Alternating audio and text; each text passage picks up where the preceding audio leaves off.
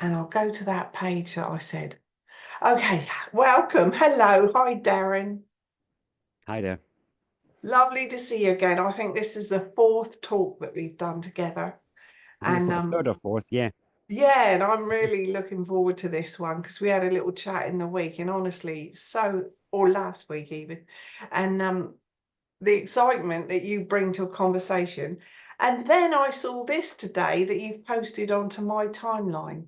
So I am just going to read this out. Is that all right, Darren? Yeah, it's just my Facebook post I put up a little bit ago, so go ahead, yeah. So I didn't realise, this is Darren that's written this above the poster that I made about him speaking tonight. I didn't realise until today that I lost my confidence after a chain of incidents a few years ago. I thought I'd just given up on group interaction or just had a breakdown after those truly disappointing events.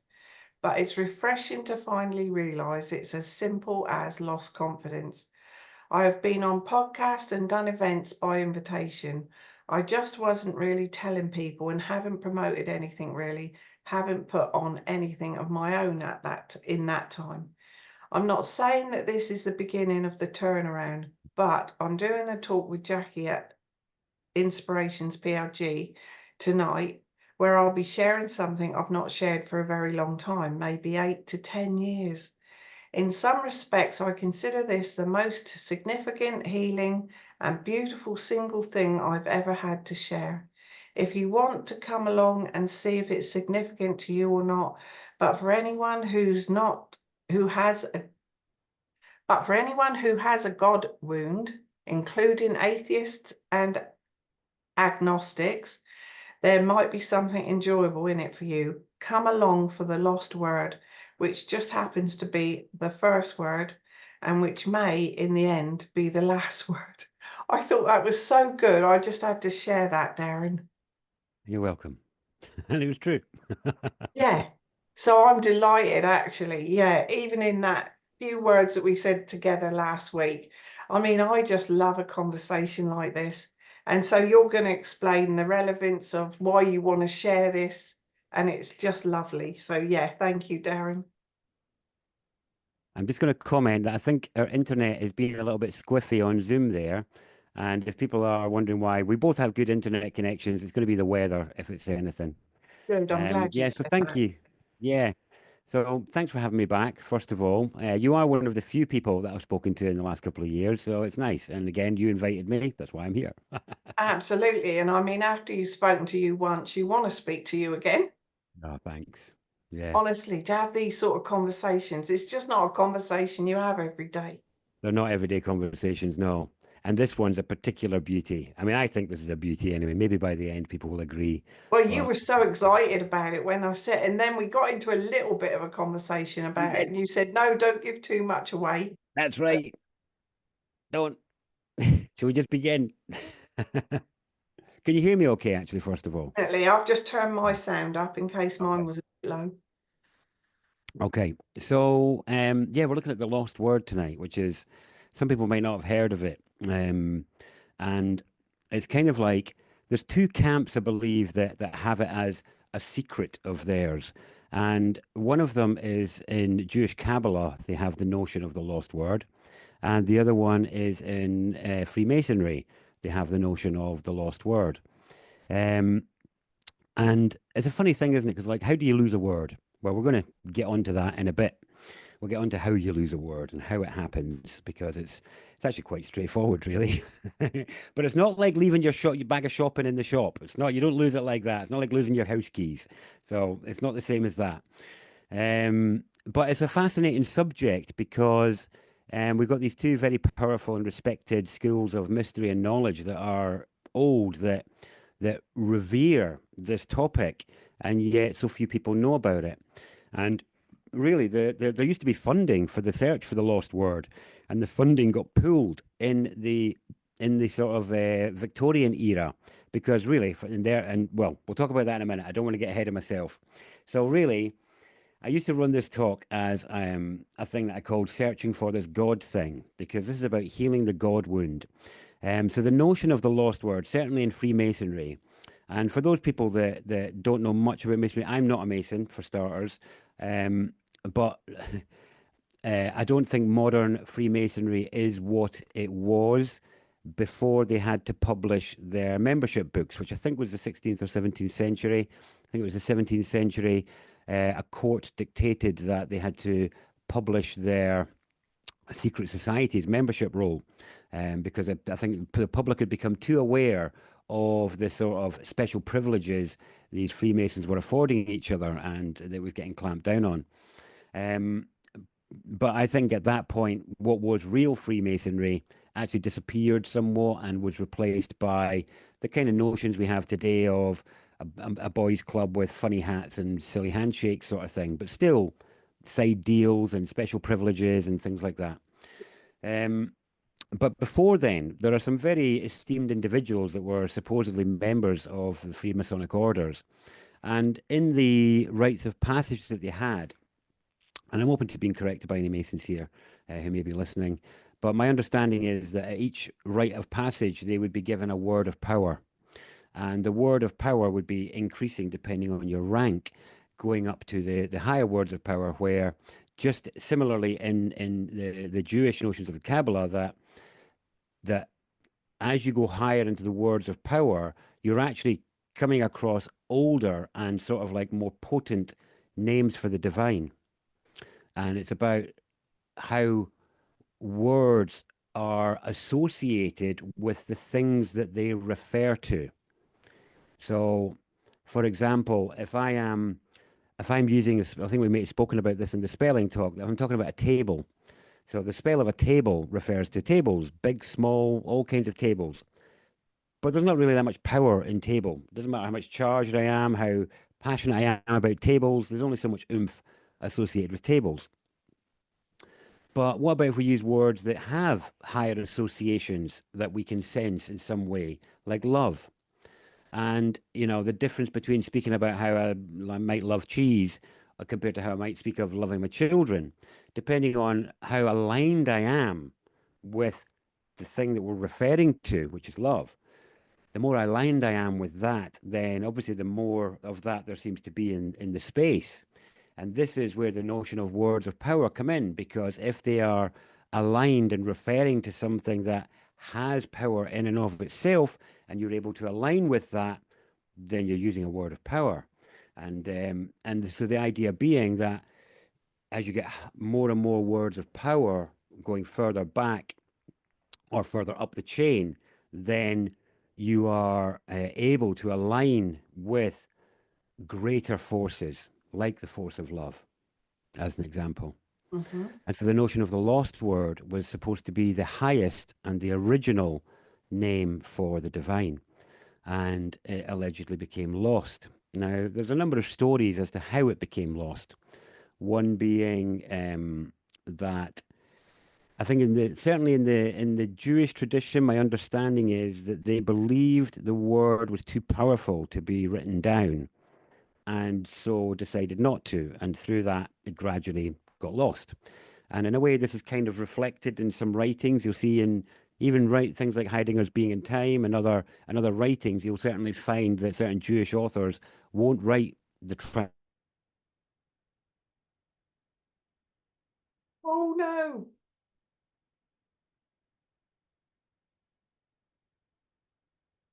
Probably is the weather.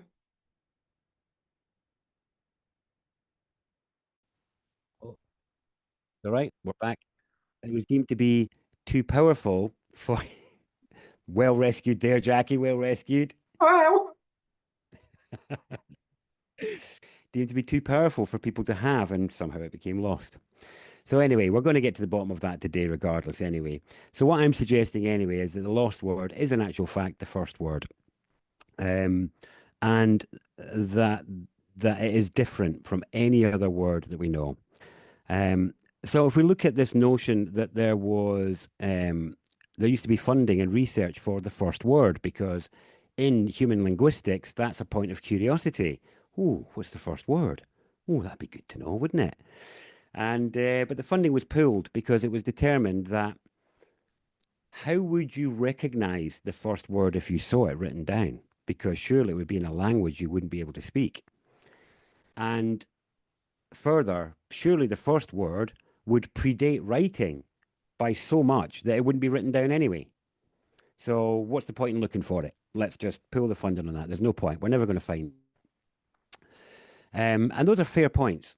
If the sort of journey of language was linear, and there's some really interesting notions like around language like that, around the notion of the first word, because there's a couple of ideas around it, like how did the first word emerge from the sea of random sounds? So a word refers to something, whereas a random sound doesn't necessarily. You know, if I'm just like making odd noises, I'm going about, they're not really referring to anything, just expressions of whatever. There's no real meaning in them. Whereas a word itself refers to something and has meaning. So how, out of all of the sounds we may have had, did a word emerge? Something that referred, and who could have the authority to determine that this sound, out of the random ones, was the one that had meaning? And how did they convey it to others when nobody else had it? It's a very, very subtle thing of how did this come about? How did referencing come about when there was no referencing? And then who had the authority and what would it be? Would it be breakfast? Would it be hunger? What would the word be? But these sort of questions are missing something, and they are missing the uh, the kind of position of, well, what if language is innate? What if language is built into us? What if the ability to refer was always there alongside the sea of random sounds? And we're going to get further into examples of that as to why I think that's the case. And it's through the innateness of language and the innateness of the first word that it can never truly be lost and that it can always be found again. So we're going to go on that journey Can today, you if that's all right. clarify just, are we talking about God? We're going to get, well, we are. We'll get to that. Okay. We Okay, are, because we're talking about the highest and the original name for the divine. And if you think about exactly. it, the first word Mm. would be the only word. And if it was the only word, then what could it refer to but everything? And so let's look at, so first of all, let's just make a side comment and we'll get straight on to that. So the side comment is that there is no search in human history that has had the resources devoted to it than the search for God and the divine. Oh, right. Individually and collectively, the greatest search has been for our Maker. You know, there's been no greater search. So many people have devoted themselves to this over millennia. And so we've got, you would think that by now there would be some kind of collective agreement that wouldn't cause all the shenanigans that we experience with comparative religions and the disparity between them, Yes. although they have similarities. But one would think with the sheer number of people, the millions of alleged believers across time, surely, if we're talking about, so let's look at the notion of God. So the notion of God is, the idea of God is something that made everything, something that might be outside of that, but based on some of the teachings that we've received over the years, is in everything and is everything. That Right. seems somewhat agreeable. So Yes. then you would think we should be able to find that, shouldn't we? If it's in everything and it is everything, it's like, how far do we have to look? How was it defined down to just 3 letters? Yeah. Well, we'll get to that as well. We'll get to exactly that. And it's like, well, I mean, with all these people looking for it and it's meant to be in everything and is everything, surely could be something found. So no wonder some people have come to atheistic conclusions because they're saying, well, look, all these people have looked for it and, well, they haven't found it. So therefore, it's not real and it's not there. And that's the conclusion, of course, many, many people have come up with. So, and we can see why. But there's a false premise there, and the premise is that we knew what we were looking for, and the idea being that if so somebody just come in there, my brain got Emily. Do you want to get ready to go now? It's my youngest is going. Oh, bless. See you later, eh? See you next week. Bye. Um, so if we do you want to get that door for me, Emily? Just pull it over for me. Thank you. So let me just pick my thread up again. Searching for the God thing, that's right. So there's been nothing that's had the resources devoted to it than the search for God. So either we are rubbish at searching. Okay, we're just crap at it because millions of us have looked and there hasn't been a collective agreement, so we might as well just say we're stupid and rubbish at searching. But based on the evidence of other things that we've searched for and found, I don't think that's true. I don't think that's the case. The other the other conclusion that one can draw then is that there is something wrong with our idea of what we are looking for and the manner in which we are looking for it. And that's what we're going to challenge today is because once we correct our perspective on what it is we're looking for and how we're looking for it, then all of a sudden the thing that is in everything and is everything suddenly becomes self-evident. So hopefully we'll get there in our time slot. So, um, so yes, we are talking about God when we're talking about the lost word and when we're talking about the first word. And indeed, we even have language in the Bible that alludes to that. In the beginning was the word. You know, it's alluding to something from the beginning. Yes. Now, there's a bit of a journey we have to go on here. Of course, we're going to continue the journey. But I'm going to segue back now. So saying, how do you lose the word? And how how are we going to find this innate word that really what we're talking about? It preceded language. You know, it preceded the differentiation of all languages. This is something that's way back in antiquity. How do we find it? Well, there's a kind of easy map we can follow here. And if we look at, well, what kind of animal are we? Well, we're mammals. Yeah. And we're not the only mammals on the planet. And if you look at how mammals grow and how they form, they're all very similar. Very, very, very similar, apart from the platypus, who's an Australian, there's always the exception to the rule, and the platypus is an odd character. But other than that, most mammals really have hallmark features in terms of how we grow our organs and our limbs and things like that. There's variations in them, but there's also massive similarities there. But there's a really interesting thing about the mammals, and that is if there was one outside your room right now, a large mammal, and it made its sound, would you know what it was? So you can't see it. You can't see this mammal. But Most outside likely, yes. right now, if there was a dog, if it was a Yes. cat, if it was a horse, if it was a cow, if it was a sheep, you know, and would it matter what color the dog was? Would it matter what size it was? You know, would it matter what color the horse was? Would it matter whether it was a Shire or a Shetland? It wouldn't matter. All mammals are recognizable by a core sound, all Hmm. of them. Yeah. So what's ours? And the fact that everybody draws a blank right there and they pause as they realize that they don't know. And the obviousness that we should know is immediately there as well. Yes. What's Yes. happened? What's happened?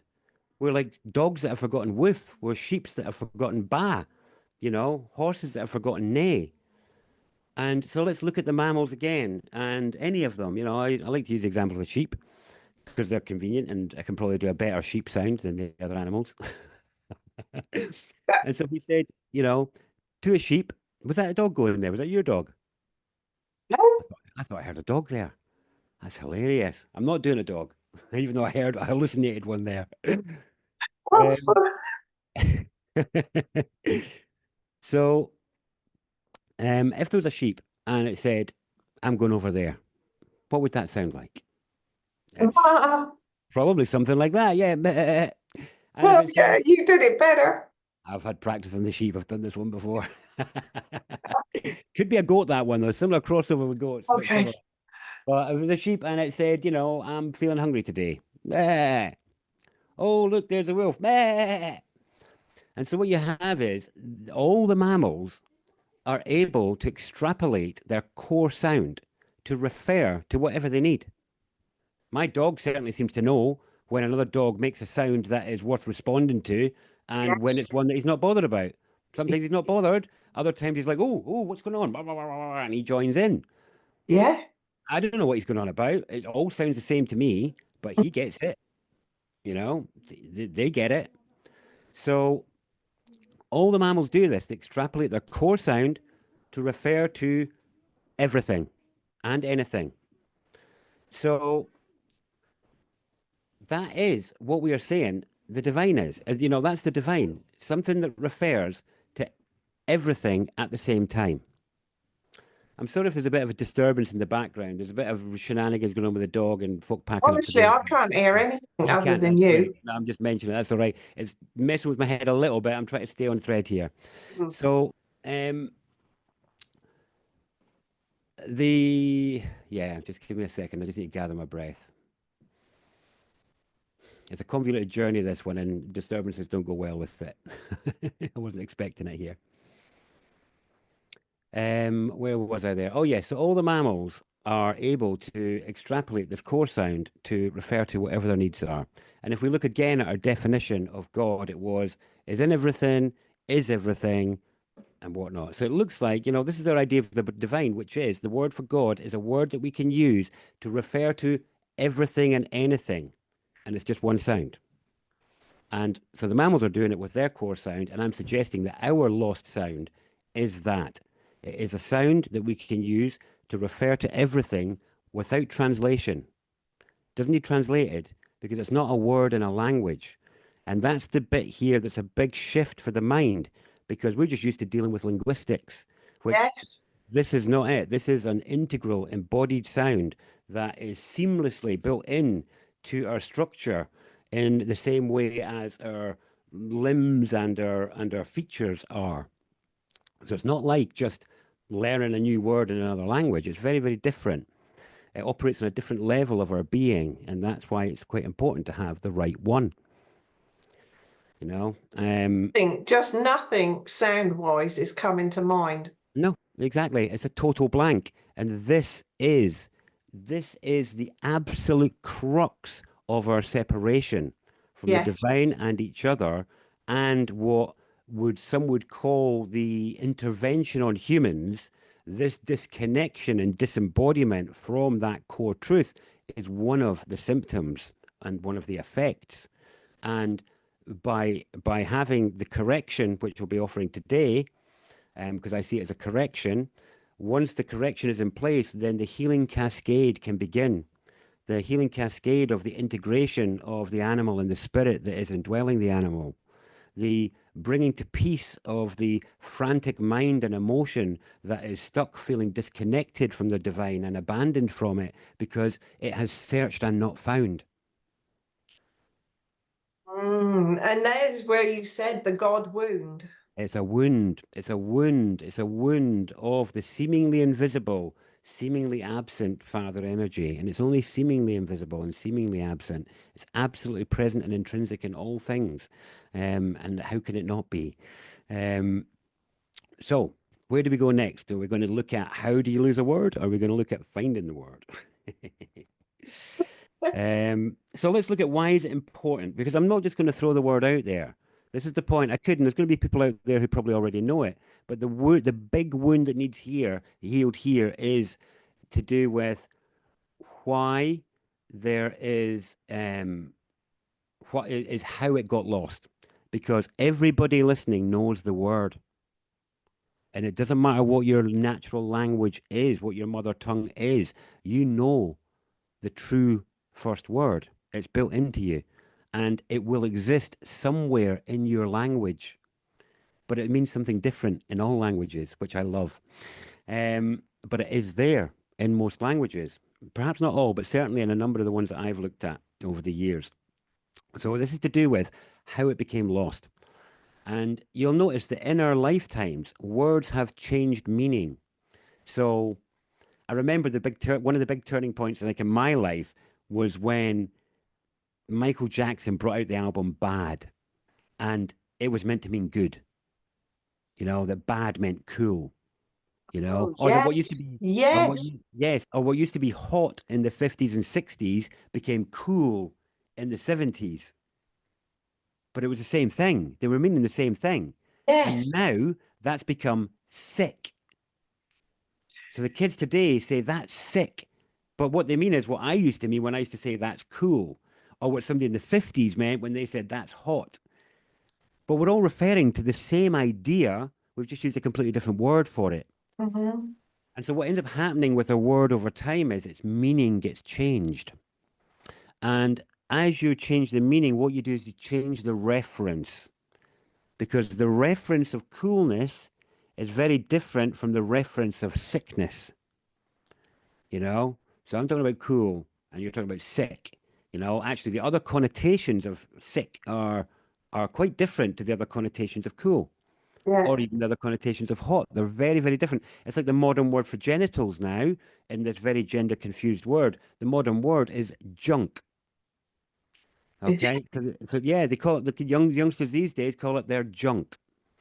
And oh, the gasping tragedy of that wells up in me, that the level of disassociation that they're being offered with that particular reference to yeah, replace the mechanism by which every single one of us entered life was through the use and the application of these parts of our anatomy. To call them junk is almost like the ultimate derogation.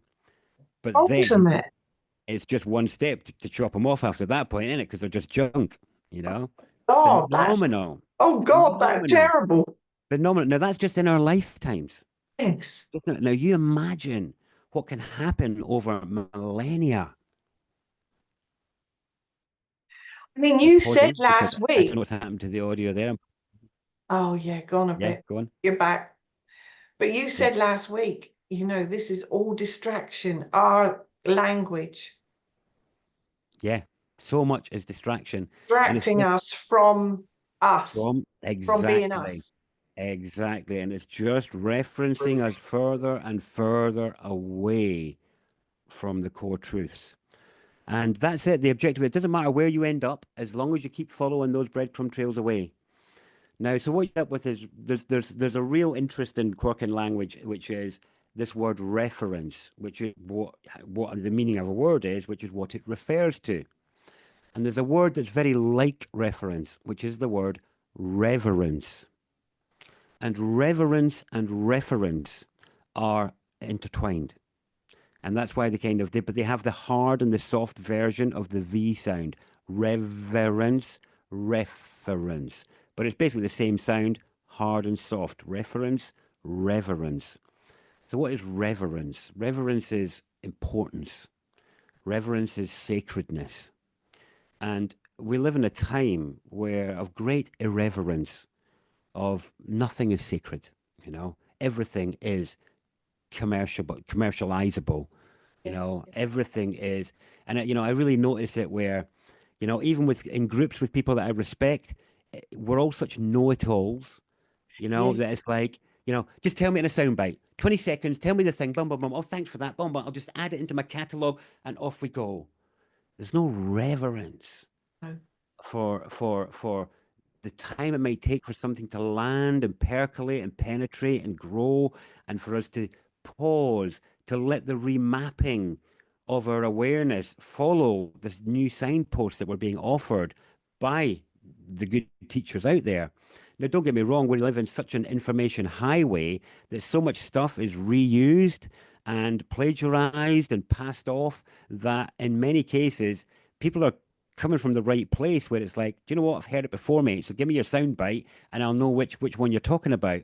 And that's fair enough, unless it is something truly different and new that you've never heard before. And then the duty is on me to try and wedge room for the reverence. I could have told you the word in the first 5 seconds. We could be done by now. We could be off making a cup of tea. It'd be done. I could. But my concern is reverence, because in a way, the highest has become the lowest.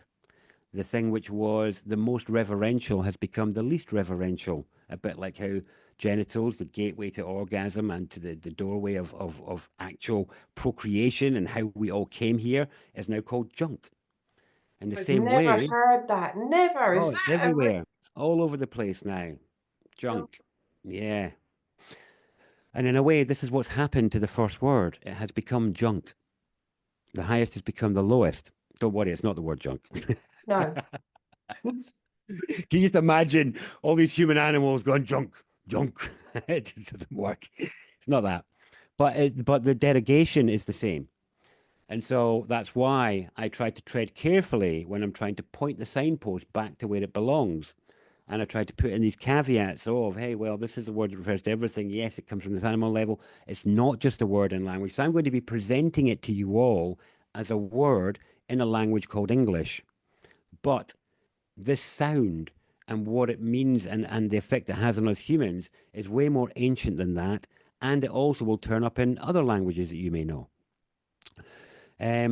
So that's and why is it important? Here's the other point. So one thing is reference and reverence. That's how you lose the word. But why is it important? You know, who cares? It's a word, you know. A rose by any other name would smell as sweet. Yes, that's true. But would you find it? And here's the thing. It's like, and this is the example I gave to you. And for those of you that have seen me talk about this before, I've only got one example. I've been using the same example for 20 years on this. And that is, imagine you'd been told about Bath, this place, this town, this beautiful town with healing waters and amazing architecture. But imagine the signpost got messed with. And instead of Bath, it said Wath, which is a little working class town in Yorkshire that doesn't have great architecture or healing baths, healing waters. And you follow your signpost diligently. You follow the signs to Wath, and you get there and you're like, where's the architecture? Where's the water? What a pile of rubbish. And then you go tell everybody else, hey, everybody that's saying this place is great, they're talking rubbish. It's a scam, it's a con. They just want to control you. They just want cheap labor in Wath, you know, something like that. Yeah, I got You you. know? Yeah. Yes. Whereas, and so it's important because it's important to have the right name. And there's a great line in the Bible that when I was a child, nobody could explain to me what it meant, but it is incredible philosophy. It's incredibly succinct philosophy. And it is, in the beginning was the Word, and the Word was with, and the Word was. And obviously they've got God in there, but the bit in the middle is the bit that got me. And the Word was with. What does that mean? Well, it's quite simple, really. It's actually quite straightforward. And that is, right now, for most of you, you're probably sitting in a space where there, you know, if I start talking to you guys about carrots, okay, I'm going to talk about carrots and whether you like carrots or not, and whether you peel your carrots or you don't peel your carrots. Are there any carrots around right now? I've got no carrots in my space here. Okay, I'm looking around. There's no carrots here. None And you got here. any carrots, Jackie? No. None here. Anybody out there? Anybody got carrots in your room right now? If you've got a carrot, great. But I can refer to a carrot when there's no carrot here. So the word is not with the carrot. Okay? The word is not with the carrot. But this word, this special word, this different word, the word was with, the word is with the thing to which it is referring. The word is inseparable from the thing to which it is referring. So as soon as you have the word, you have access immediately, like a teleport, immediacy to an invocation of that thing. It's almost like saying, if the word was with carrot, then as soon as I said carrot, a carrot would appear. You know, it would be Right. with the carrot. Yes. But this word, the word is with, but without reverence and reference, it will remain the junk word that it is for most of you right now. Because it is a word that you all know, but it's junk. And we're going to get to it in just a minute. So it's important because it's a Oh, healing that's amazing. word. it's my duty to build it up and to space it out and to not just give it away. That's why I could have given this away 20 years ago and I did a little bit, but the care that is required there's some reverence required here. There's a bit of respect required. Be honest, it honestly is, isn't it? Because like, Yeah, yeah, that's, really, I'm glad you're feeling it. I'm glad you're feeling it. Nice to feel it. I am, because like the word God, it is a wound word for a lot of people. Yeah. It is. It is. And it's associated with church wounds. It's associated Yes. with father wounds. It's associated with colony wounds. It's associated with so many things. It's so entangled. It's like, whoa, I'm not surprised millions of us have disassociated from it because, in terms of reference and reverence, that particular word is quite tainted and it's got quite a bit of history and baggage attached to it. And Yes. also, that word is not with. With this throwing me a bit, but there you are. I'll catch up. The with, the with bit, yeah. So the with is simply about um the so if I can say I love you and not mean it, so I can say I love you, and there's no love in the space because the word love is not with love. I have to be in and with love when I use that word for the word to carry the sense of what love is. Yeah. Whereas this word, the first word, is different. It is inseparably with the thing to which it refers, which is our notion of the divine. So I think it's probably time to get on to it, isn't it? Because look at our time. We're aiming for 40 minutes, aren't we? So we're going to pass that. Let me just make sure that I've got all my preambles out of the way, all my little threads. I don't Yeah. mind 40, 50 minutes. What, Okay. Well, I mean, 40 would be a challenge now. That's 4 minutes away. absolutely. Let's aim for 50 because we have to also do it. Because the other thing and I used to do this a lot in the past, I used to actually share the word and it would be the end of the talk. I would just leave people to sit with it. But actually, I'll do a little bit more on this one in the aftermath of just expounding on what I mean by why it's important and why it's worth time associating with it, because it takes time. And it destroyed my life getting the word in the first place. Absolutely destroyed my life. And it took years to rebuild my world afterwards. And that is not my intention for anybody here. But the idea Why being that did I have a, why was it like that for you then? Why was this? because it completely destroyed my worldview. Really? Completely. But the thing here, thank you. The other preamble part. Thank you. Yes. So there's another line out of again out of Christian philosophy, which is um, about the word being the cornerstone, about God being the cornerstone. You know, now a cornerstone in a building is one that means basically it's the thing holding the whole thing together. You change the cornerstone, and the whole building changes. So here's the thing, it's like our idea of God is the biggest idea that we've got. It's the biggest concept we have. It's the only thing that we have against the great void, you know? So we have notions of planet and solar system and galaxy and universe and multiverse and all the rest of it. But what about the end of that? What's the idea there? All we have to put there is the idea of the creator or our rejection of that idea. Because even atheists, their whole worldview is in opposition to the idea of God.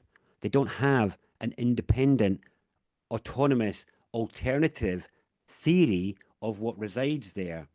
And the notion of a multiverse is simply the mind creating a safety buffer for itself against the insanity of the void.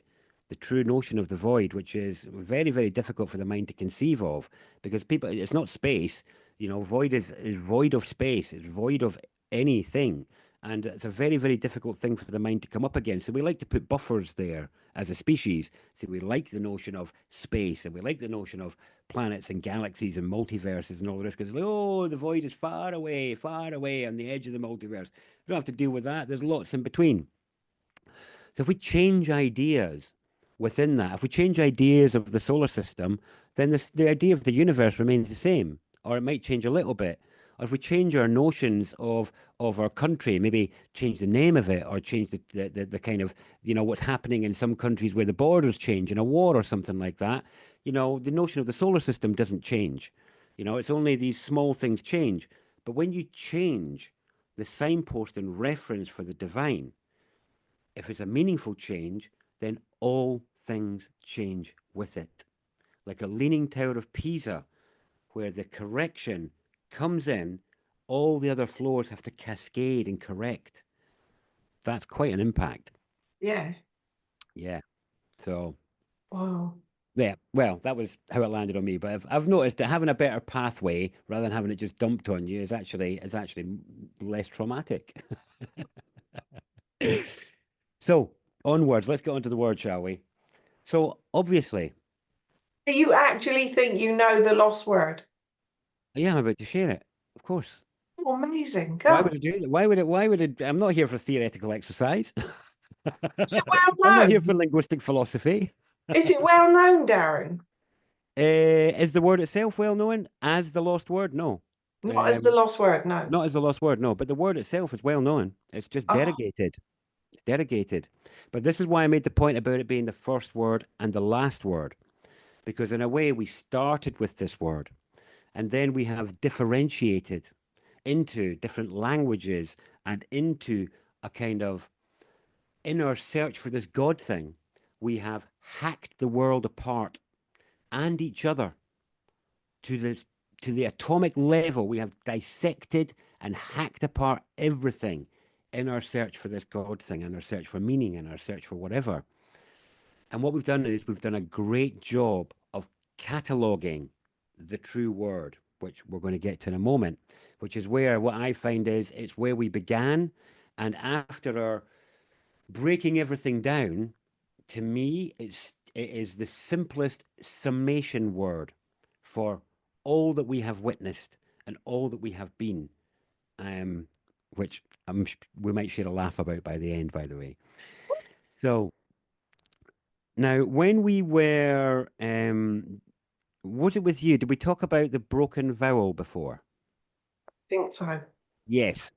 So that's at the level of character. We spoke about the broken vowel.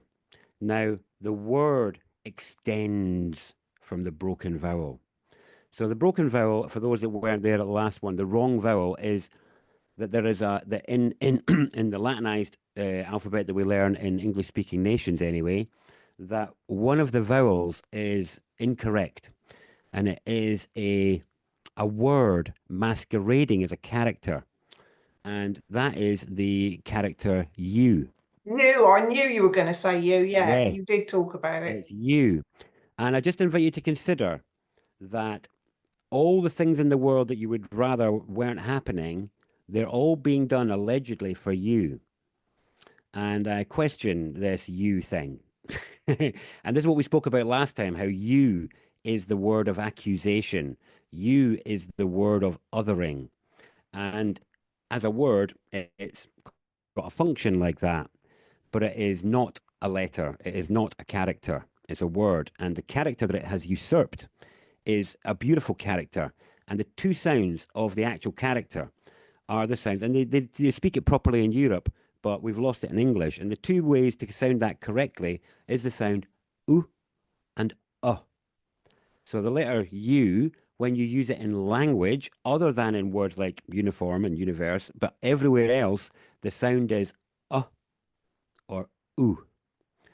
And one has to ask ourselves. So the thing about the vowel level, the character level of our mind is always embodied. So that if I give you the of a nice meal or my of pain or realization, if I hit myself with a hammer or I realize something, at this character level of mind, if I make that sound and it's honest, you will know how much I hurt myself. You will know how big the realization was or how much I enjoyed the meal. The sound of ooh and ah. So ooh is our sound of pleasure and connection and love. And whenever I ask people when I'm doing sound work with them, and I'll say, give me your ooh of pleasure. And it's great because there's two responses in the room. One is the fake ooh. Ooh. And the other one is a blank silence. And it's the blank silence that I love because those people have paused because they know that if they were to give me their ooh of pleasure, they couldn't give it without it being real. And nobody wants to do that in public. Okay. And I will love that blank silence. It's like, give me your ooh of pleasure. No, I will not. But I Oh love it because it's gosh, I embodied. That's the love point. this. And the other You, variant of it is and is our sound of effort and release. Uh, I've I mean I've had four children born in front of me, and that sound was in the delivery of every single one of them. This huge effort. When you see people exhibiting these, people lifting their strongest weights and men grunting in effort, it's is the sound of effort, primordial, animalistic, embodied effort. But these are also the sounds that we associate with primates. Ooh, uh, ooh, ooh, uh, ooh, ooh, uh. So our primate sound has been usurped by a word which is othering instead of one which is expressive of our pleasure and our love and our effort. And that primate sound, the ooh and the become the word as the raw animal arrives at meaning, arrives at reference beyond just the expression of love and connection and effort. Suddenly reference, suddenly meaning. And I'm about to share what I believe the word to be. And I've shared this with thousands of people over the years, but I always share it with this caveat. And that is, I'm suggesting this. I'm suggesting it with great passion and fervor and belief, but it's a suggestion because it should be obvious. It should be obvious. Once I mm, share it, it should be obvious. I shouldn't need to say much more about it. And then it's simply about you going away and letting that cascade work for you or to reject it because the reality is the mind that we've been given that draws a blank when I ask what this word is doesn't like the word because it challenges its throne of status. I'm referring to ego and self importance here, which, you know, primate sounds don't go well with ego and self importance and right, status. They right. don't. And this is where some people will experience great resistance to the word, and other people will be able to laugh heartily about it. If you laugh heartily, then I would say you're heading in the right direction because it is meant to bring a smile. So I am suggesting to you, and I'm suggesting to all the listeners, that for us as a species, that for what is ba to a sheep and woof to a dog and neigh to a horse, that for us in our history, that that word is, was, and ever shall be the word goo. Goo. And what I'm going to ask you is, if I cut you open, is goo an acceptable word for what I find inside you? Is goo an acceptable word for what comes out of all of your orifices? Is goo an acceptable word for your experience of swirling your hand through mud or the water or a bowl of soup? And if you were able to see whole things rather than just pieces, if you were able to see the wholeness of the moving clouds and sky and trees moving in the breeze and grass in the breeze as a singular image, all moving as one, would goo be an acceptable word for that? And what I'm suggesting is that for us, that we are a super organized, living goo substance who has lost its way, and that what we are dealing with as so-called the living God is a living goo. And it is a multidimensional, transcendental, intelligent, benevolent, omnipresent, goo substance, which, as I said to you, is the lowest meaning we have right now. Because right now, when we use the term goo, it refers to the least organized, messy thing. Yeah. Now, in a way, but that's true because that is goo. Goo can refer to all things. And Yeah. in a way, it has become the lowest, but it can never be removed. It will always be present somewhere. But what I'm suggesting is that for us as a species, all of our ideas of God are um, applicable to this word. And in a way, as a spell, the word God is 66.6% correct. The bit that's wrong is we have an ending sound in our word for that which has no end. We have a word of hardness and division, of death and destruction in our word for that which is supposed to be benevolent and loving and never ending. And in terms of a spell, goo in contrast, is like the spell of never ending good. It's like the word good never gets to finished. Goo, it's just an endless sound. So, but I don't want to get lost in the philosophies of that kind of detail. I could talk about this all day, and there's much more that I could say about it. But right now, I just want to present the notion to people that the lost word, the first word for us as a species, is the simple and the beautiful and the exquisite word goo. And that us as humans would have been going around in the same way as the primates were going ooh, ah, and we got into that becoming goo. And that out of that we have extrapolated and derived so much. But I'm suggesting that after all of this differentiation, that it is still an acceptable word for all things, which is why I say, if I cut you open, it's good and acceptable word. It's good and acceptable word for that over there. It's acceptable word for that over there. If it might, even just a little bit, be an acceptable word. If you could see the energetic sea of physics, physics says this is an energetic sea with no hard boundaries at all. If you could see that, would goo be an acceptable word for that? Or the molecular soup of biology? Molecular soup everywhere. Is goo an acceptable word for a molecular soup? If it is, then maybe I'm right, you know? And if not, then, we're all entitled to our opinion. But for me, this has Oh, brought such healing to the performance demands of God. Because who can start a war in the name of goo? Who can kill somebody else in the name of goo? Nobody, you know? And the performance, I am a god. We're the gods and the goddesses. We are dignified. Our shit does not stink, and we do not wipe our arses.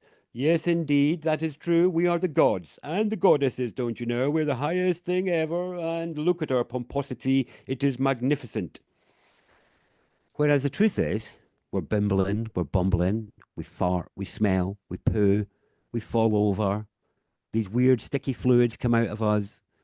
We like to do different weird things. We're so imperfect. We're so emotional and vulnerable and fragile and delicate and all the rest of it. And really, when you look at all the arrogances associated with God and the colonies of God and all the rest of it, no wonder we're all driven mad by that. No wonder, no wonder so many of us are copping out and numbing out in different ways. Whereas I consider and have experienced goo to be the healing word of the lower self. It's just so simple, it's so undemanding.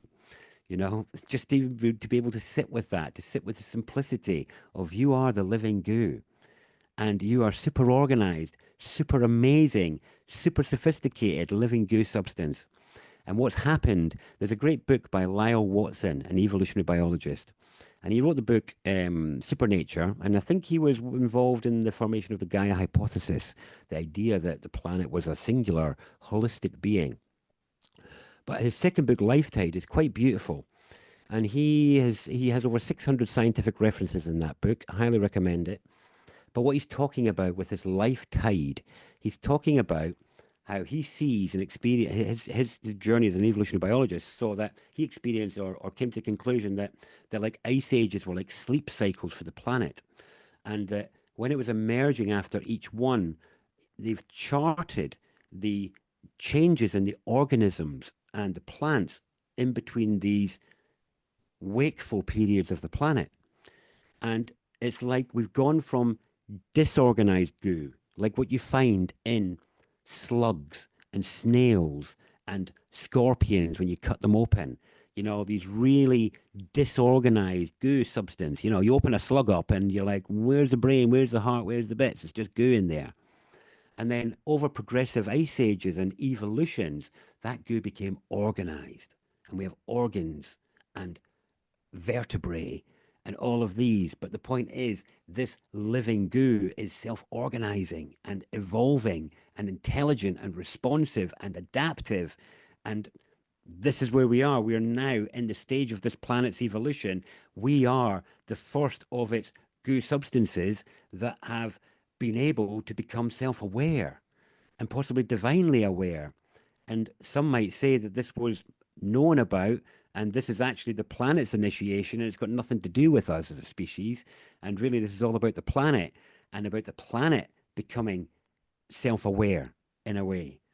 And it's almost like it was known that when you pass this level of awareness and this level of the ability to align with divine forces into a little animal, that it's going to flap around, it's going to spasm, it's going to struggle to handle those energies. There's going to be discomfort. There's going to be all sorts on the journey to mastery and skill. So that instead of lashing out in pain and discomfort and ignorance at each other because of what we're processing, we finally come to and, bloom into this fully aware goo substance that is able to channel and wield and hold the will and force of spirit that is indwelling it now.